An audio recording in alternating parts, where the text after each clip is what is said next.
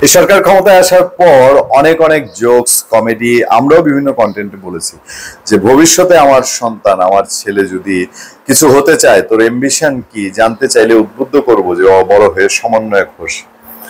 আমরা শুধু বলি নাই, না দেশে বহু বহু জায়গায় ট্রল হয়েছে, ফান হয়েছে, ভিডিও কন্টেন্ট তৈরি হয়েছে। আজকে কোথায় ফোন করেই বলে, বিভিন্ন জায়গায় শোনা যায়, থানায়, উপজেলায়, জেলা অফিসে, জেলা প্রশাসক অফিসে, হ্যালো আমি সমন্বয়ক বলছি, আপনি কোন সমন্বয়ক?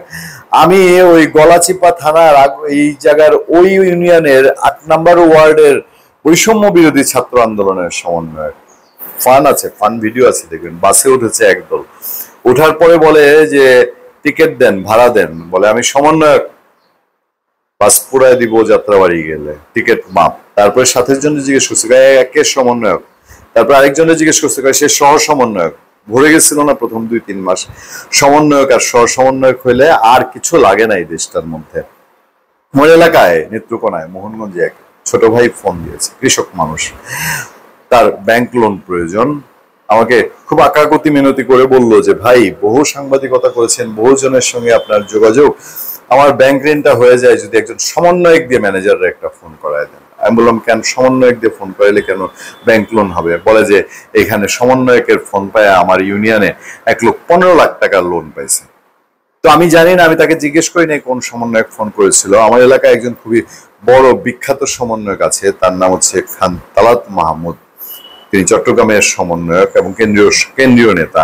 আমি সুযোগ পেলে তালাতকে একদিন জিজ্ঞেস করবো যে বাবা তালাত, তুমি একটু আমাকে খোঁজ করে বের করে দাও তো ওই সমন্বয়ক বাবু কে, যে উনি ব্যাংক লোন করিয়ে দেন। এটা তালাতের কাছে আমার জানার ইচ্ছা। এখন অবশ্য তালা তার ফোন টোন ধরে না। এক সময় খুব যখন সে নতুন নতুন আন্দোলন করে, জনস্বার্থে রেলের আন্দোলন করে, তখন প্রায় যোগাযোগ হতো, নিজেও কথা বলেছে, যোগাযোগ করেছে। এখন তারা বড় বড় সমন্বয়ক। যাই হোক, জানার আগ্রহ আছে। এই হলো সমন্বয়কের অবস্থা। সমন্বয়করা কি করে? ডিসি বদলায় ফেলে, ডিসির নিয়োগ দেয়। সমন্বয়করা কি করে?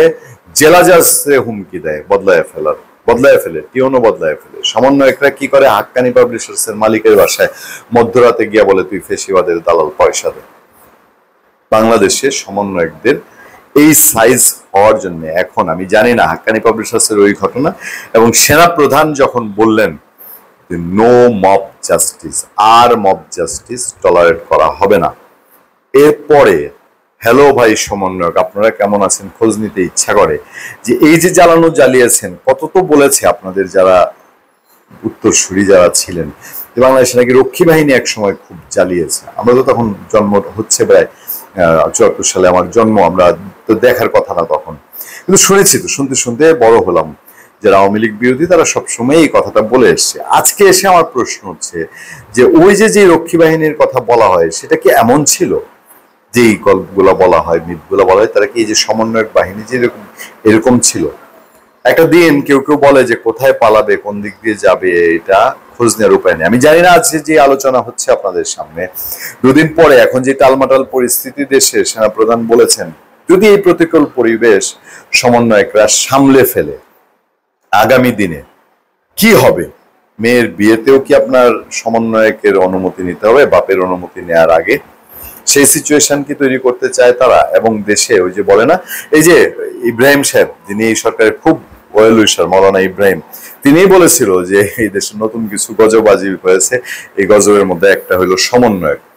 তো এই গজব যে কোন জায়গায় গেছে, এবং এই যে একটা নতুন রাজনৈতিক দল, তারুণ্যে ভরপুর এনসিপি, এটা তো ডুবিয়েছে এই সমন্বয়ক শ্রেণী যদি বলা হয়। আমি আশা করি যে এই সমন্বয়ক বা কোথাও ফোন করে বলবে হ্যালো সমন্বয়ক বলছি, ওই চিপার ওই থানার ওই কোনার সমন্বয়ক, এই কালচারটা অন্তত এবার এসে থামবে।